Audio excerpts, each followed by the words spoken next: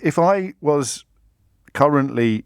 set off on Saturday to make a delivery to continental Europe and I'd ended up in the tail back at Dover, what would I be looking at over the next few days, do you think?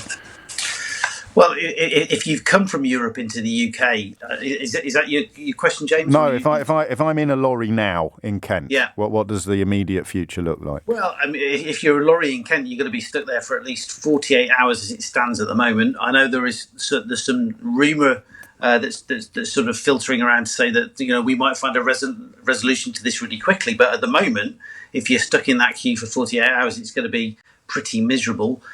Government we're working towards resolving truck parking and putting facilities in place, but those plans were for January, not for now. They're having to bring those plans forward, and at the moment they're actually rolling out additional truck parking spaces potentially in Manston for 4,000 trucks. On the M20 there's potentially going to be 2,000 trucks. And I guess our concern is about facilities, driver welfare, hot food, sufficient elements for those drivers while they're waiting if they're stuck there for 2 days. That's going to be a significant issue for them. And I mean, crikey, I don't think I've ever felt less Christmassy on the 21st of December, but it seems to me as an amateur that the next problem will be the fact that if I was a French or a Lithuanian or a Belgian truck driver with a load that is destined for the UK, the last thing I'd want to do is drive here because I've got no idea whether I'll ever get out again. James, that's exactly the problem that we're facing at the moment. They don't want to be stranded here before Christmas.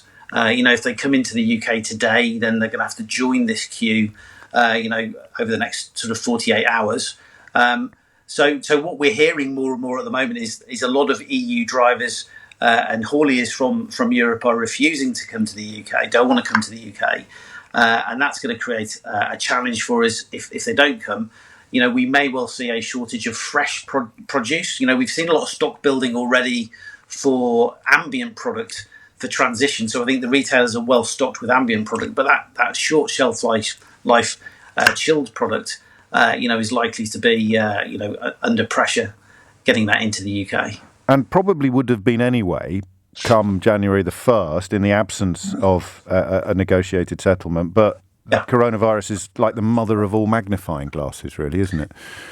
Well, look, it definitely is. And I think whether we have a deal or not, there is still going to be significant challenges in terms of, both inbound product from Europe, but UK exports because of the declarations that we're going to have to complete, the paperwork that we're going to have to complete, and the fact that businesses both in the UK and Europe simply aren't ready for this transitional process that we're going to go through. So lots of challenges, but this week is probably not what any of us expected in terms of this kind of issue.